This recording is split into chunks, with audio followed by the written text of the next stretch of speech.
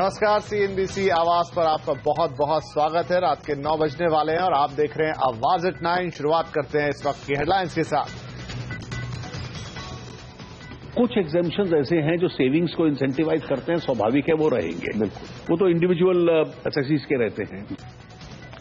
CNBC आवाज new India summit में budget से पहले वित्त मंत्री ने दिए संकेत, आम टैक्स पेयर्स की रियायतें नहीं होंगी खत्म।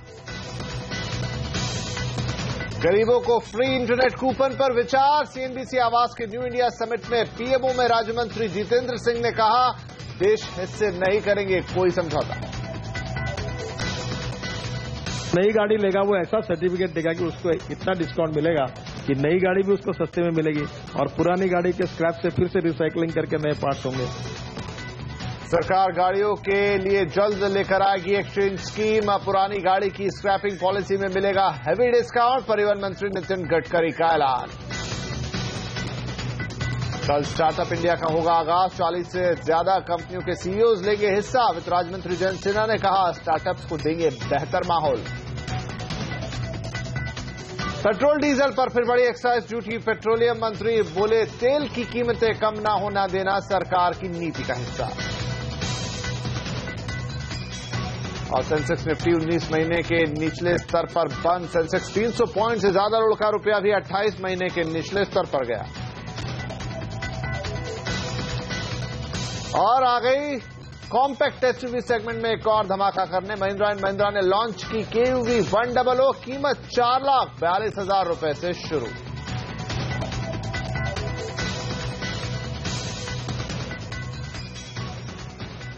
और यहां पर हम बात करेंगे सबसे पहले न्यू इंडिया समिट की। देश के सामने दिक्कतें हैं, कुछ अंदरूनी हैं तो कुछ ग्लोबल परेशानियां भी, लेकिन भारत इससे पार पालेगा, ये भरोसा और जोश बरकरार है। आवाज की 11वीं सालगिरह पर न्यू इंडिया समिट में शामिल मोदी सरकार के हैवीवेट मंत्री हो या कॉर्पोरेट लीडर्स और स्टार्टअप वर्ल्ड के नए हीरोज, सबको चैलेंज में नए मौके दिखाई दे रहे हैं। न्यू इंडिया समिट में वित्त मंत्री अरुण जेटली, केंद्रीय मंत्री नितिन गडकरी, पीएमओ राज्य मंत्री जितेंद्र सिंह, वित्त राज्य मंत्री जयंत सिन्हा और पेट्रोलियम मंत्री धर्मेंद्र प्रधान ने सरकार के ग्रोथ के नए रोड मैप पर अपनी बेबाक राय रखी। बजट से पहले आपके लिए अच्छी खबर यह है कि सरकार की नजर आपकी जेब पर नहीं है। आवाज के न्यू इंडिया समिट में वित्त मंत्री अरुण जेटली ने साफ संकेत दिया कि इनकम टैक्स में रियायतें जारी रहेंगी। इनकम टैक्स में आम टैक्स पेयर्स को जो रियायतें मिलती हैं उसे बजट में कम करने की बातें चल रही हैं और ऐसे में ये सफाई वित्त मंत्री ने दी है। लेकिन जेटली ने कहा कि सरकार का ऐसा कोई इरादा नहीं है। उनका तर्क साफ है कि बचत को बढ़ावा देना जरूरी है और इसमें टैक्स छूटों का फायदा मिलता है। कुछ एग्जेम्पशंस ऐसे हैं जो सेविंग्स को इंसेंटिवाइज करते हैं, स्वाभाविक है वो रहेंगे। बिल्कुल, वो तो इंडिविजुअल एसएससीज के रहते हैं जी। लेकिन जब टैक्सेशन कम आएगा तो एक फेज्ड मैनर में, एक साल में नहीं हो पाएगा, ये 3-4 साल इसको लगेंगे, फेज्ड मैनर में एक समाप्त होगा। अरुण जेटली ने जीएसटी को लेकर भी कांग्रेस पर निशाना साधा। उन्होंने कहा कि कांग्रेस का विरोध बेमानी है और कांग्रेस के अड़ियल रवैये से देश को नुकसान हो रहा है। मुझे लगता है कि कोई कारण नहीं था कि लेजिस्लेटिव लॉकजैम इस देश में होना चाहिए था। जिन विषयों को लेकर लेजिस्लेटिव लॉकजैम है, मतलब उसमें मूलतः एक ही विषय है जीएसटी का जी। इस देश के टैक्सेशन प्रणाली को सरल करना, उसको कॉम्प्लिकेट करना और जो अपनी परिस्थिति थी जब यूपीए सरकार थी उससे विपरीत एक स्टैंड ले लेना एक बड़े राजनीतिक दल को शोभा नहीं देता। फ्री बेसिक्स को लेकर सरकार देश से कोई समझौता नहीं करेगी। जनता के फायदे को देखकर ही रणनीति तैयार होगी। सीएनबीसी आवाज के न्यू इंडिया समिट में पीएमओ में राज्य मंत्री जितेंद्र सिंह ने कहा कि सरकार गरीबों को फ्री इंटरनेट कूपन देने पर विचार कर रही है और इसके सभी पहलुओं का अध्ययन किया जा रहा है। वो गरीब का भला करने के नाम पर 2 तरह की रेट होगी। एक टोल वे बनाऊंगा, पैसा मैं वसूलूंगा। ये न करके सरकार डायरेक्ट बेनिफिट ट्रांसफर के जरिए गरीबों को कूपन दे दे कि तुम इंटरनेट के डेटा यूज करो, हम तुमको दे रहे हैं। कमर्शियल प्लेयर ये नहीं कर सकता। उससे समाज कल्याण के नाम पर ये एक बड़ा मिसनॉमर है, उलझ जाएंगे। नहीं, आप ठीक कह रहे हैं। जो आप सुझाव दे रहे हैं ये भी एक विकल्प है और इसका भी अध्ययन किया जा रहा है। जो कहा जा रहा है जीरो रेटिंग, डिफरेंशियल रेटिंग, जिन बातों की आपने संकेत किया, इनकी ये संज्ञाएं हैं, उसका भी है।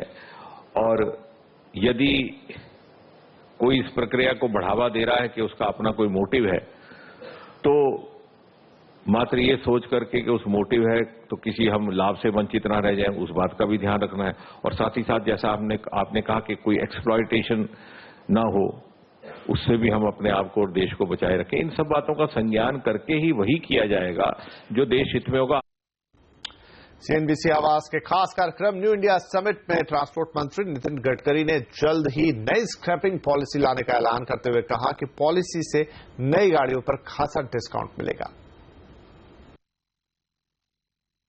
जो BS1 और BS2 फ्यूल पर चलने वाली जो गाड़ियां हैं और जो सबसे ज्यादा पोल्यूशन करती है, उसके लिए ऑटोमोबाइल सेक्टर में स्क्रैपिंग पॉलिसी को हमने तैयार करने की शुरुआत की।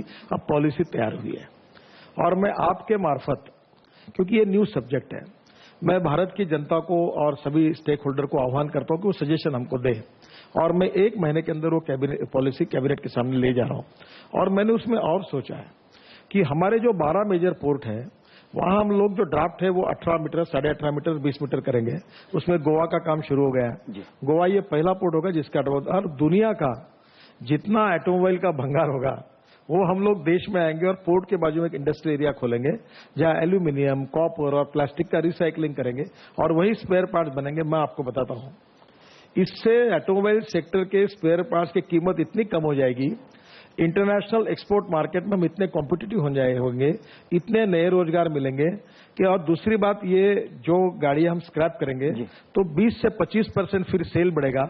और सेल बढ़ते हुए हमने जो मॉडल तैयार किया है वो मैं आज आपको नहीं बता सकता, क्योंकि वो मॉडल जब तक कैबिनेट अप्रूव नहीं करेगा तब तक मेरा बोलना उचित नहीं है।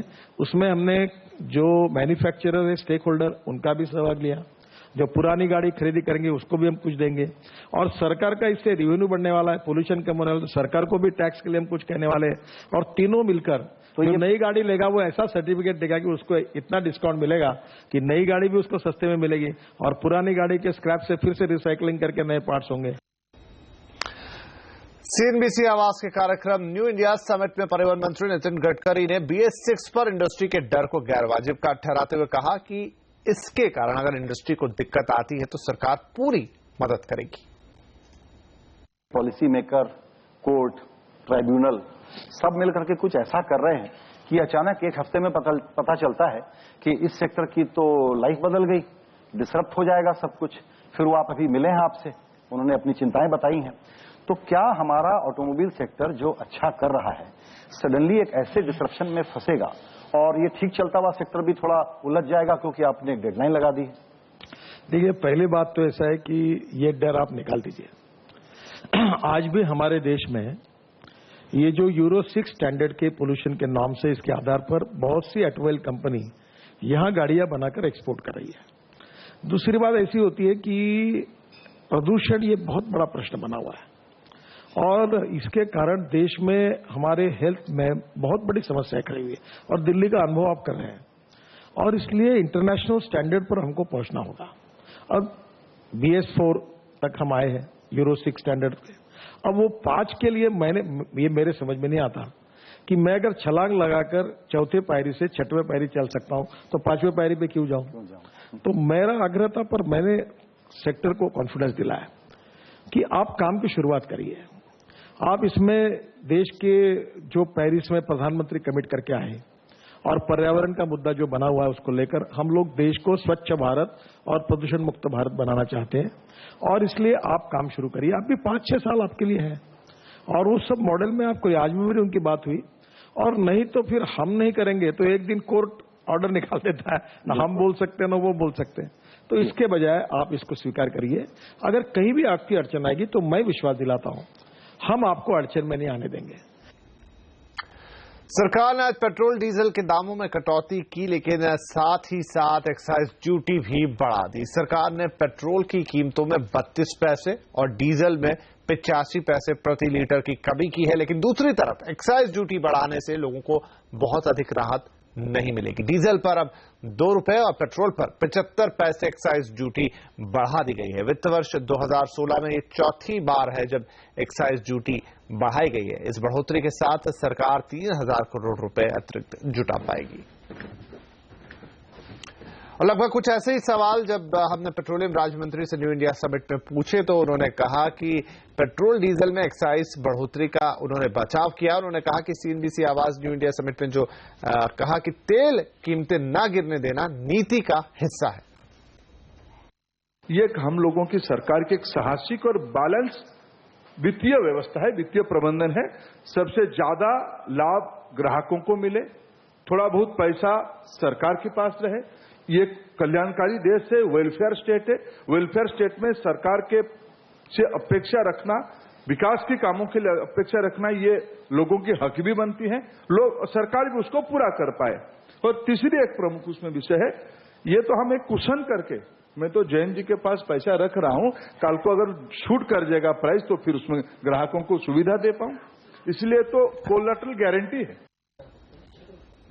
तो आज न्यू इंडिया समिट में बहुत सारी बातें हुई। आज देश के बड़े नेताओं ने, बड़े मंत्रियों ने कई सारी बातें की जिससे देश की पॉलिसी और देश का कामकाज निर्भर करता है। नई पॉलिसीज में किस तरह के बदलाव होंगे, नई पॉलिसीज किस दिशा में देश को लेकर जाएगी, ये सारी बातें आज वहां हुई। इस पर और खबरें हम आपके लिए आगे बुलेटिन में लेकर आ रहे हैं, लेकिन उससे पहले यहां रुक करेंगे कुछ बड़ी खबरों का जो आज शाम आई है। उसमें कमोडिटी मार्केट रेगुलेटर की जिम्मेदारी मिलने के बाद सेबी ने पहला बड़ा कदम उठाते हुए एग्री कमोडिटी वायदा में नियर मंथ कॉन्ट्रैक्ट में ब्रोकर और क्लाइंट की पोजीशन लिमिट 50% से घटाकर 25% कर दी है। वहीं डेली प्राइस लिमिट या सर्किट की सीमा भी 6% से घटाकर 4% कर दी है। सेबी ने यह कदम एग्री कमोडिटीज में भारी उतार चढ़ाव रोकने के लिए उठाया है। इसके अलावा सेबी ने ताजा फॉरवर्ड कॉन्ट्रैक्ट पर भी रोक लगा दी है।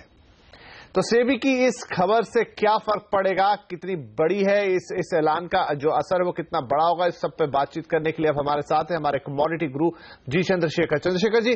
फॉरवर्ड कॉन्ट्रैक्ट पर बैन से किस तरीके का असर नजर आएगा और क्या सेबी ने ये जो कदम उठाया है ये जरूरी था?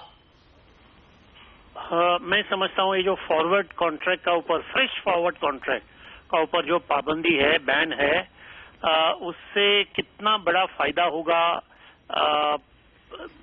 अब मुझे तो नहीं लगता इससे बहुत बड़ा फायदा होगा, क्योंकि मुझे समझ में नहीं आ रहा है किस कारणवश इन्होंने इस कदम उठाया, इस निर्णय लिया है और इस समय इस निर्णय लिया है।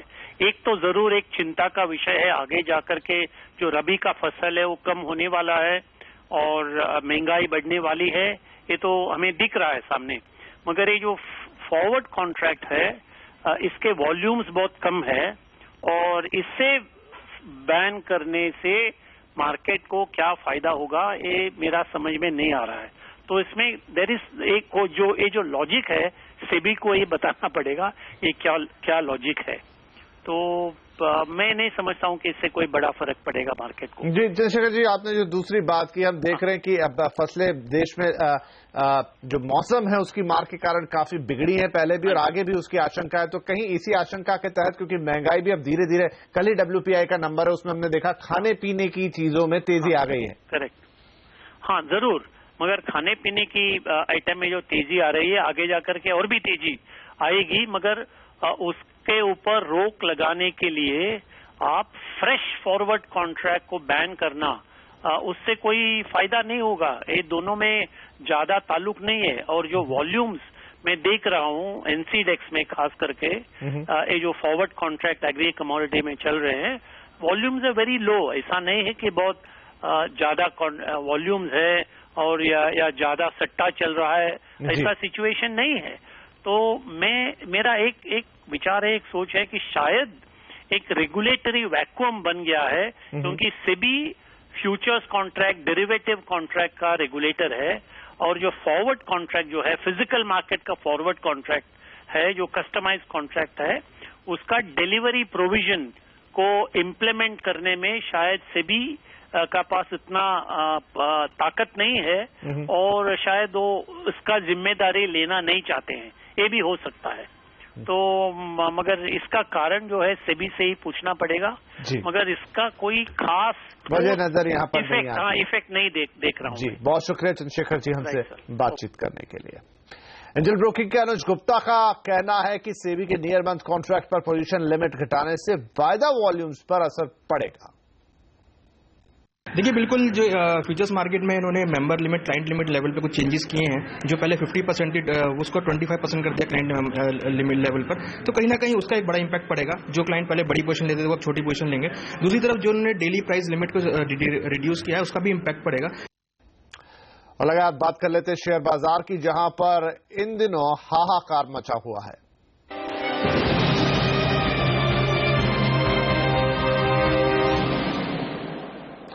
बाजार की गिरावट थमने का नाम नहीं ले रही है। बाजार हर रोज नए निचले स्तर बना रहा है। सेंसेक्स आज भी 300 पॉइंट से ज्यादा टूटा। निफ्टी भी 7,550 के नीचे बंद हुआ है। सबसे बुरा हाल था आज मिड कैप्स का, स्मॉल कैप शेयरों का भी, जिनकी जमकर धुलाई हुई, आज हाल बेहाल था। बैंकिंग शेयर्स का भी आज बुरा दिन बीता। Auto, consumer durable, capital goods, metal, PSU index में बिकवाली का सबसे ज्यादा दबाव देखने को मिला है। इधर यूरोप और डाउ फ्यूचर्स भी आज बुरी तरह से गिरे हुए हैं। NTPC, ICICI bank, axis bank जैसे शेयरों में आज सबसे ज्यादा गिरावट रही। वहीं गिरावट के माहौल में भी इन्फोसिस और रिलायंस जैसे शेयरों में खरीदारी देखने को मिली।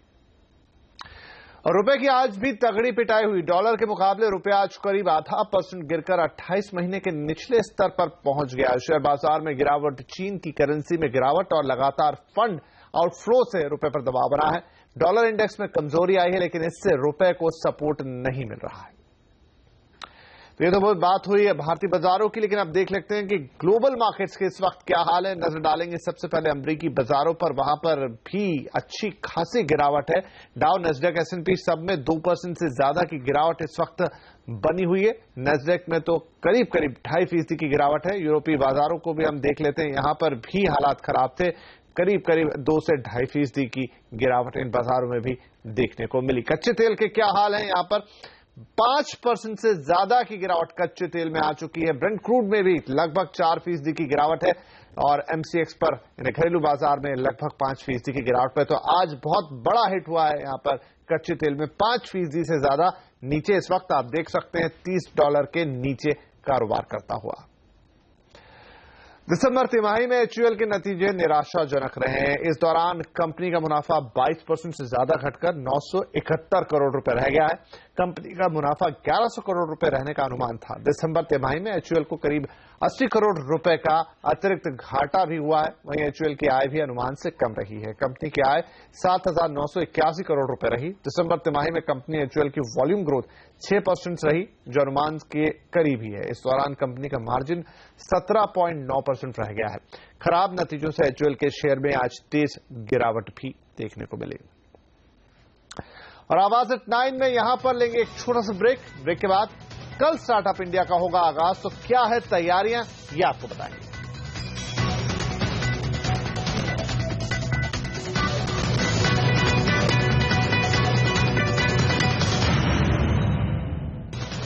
और अब हम बात करेंगे स्टार्टअप पर हमारी खास पेशकश की।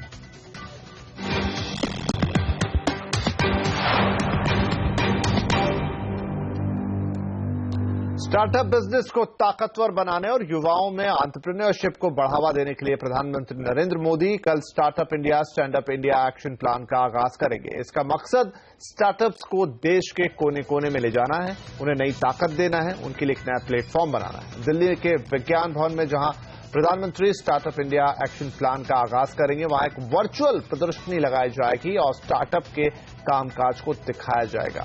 देश और विदेश से 40 से ज्यादा सीईओज इस कार्यक्रम में हिस्सा ले रहे हैं, जिन्हें आप अपनी स्क्रीन पर इस वक्त देख रहे हैं।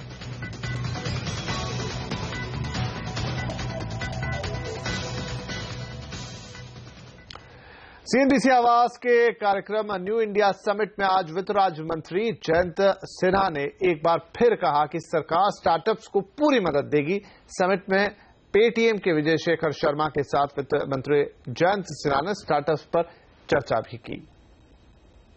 उनकी तरफ आपका क्या मानना है? क्या सरकार इसमें बढ़ावा देगी या फिर सरप्राइज करेगी कि ये क्या कंट्रोल? देखिए, माननीय प्रधानमंत्री जी का कार्यक्रम है और जब भी उनका कार्यक्रम इस प्रकार का होता है तो वाव फैक्टर तो हमेशा होता है। बिल्कुल। तो वाव फैक्टर तो जरूर होगा। अब नीतियां क्या होंगी और घोषणाएं क्या होंगी वो तो आपको कल के लिए इंतजार करनी पड़ेंगी।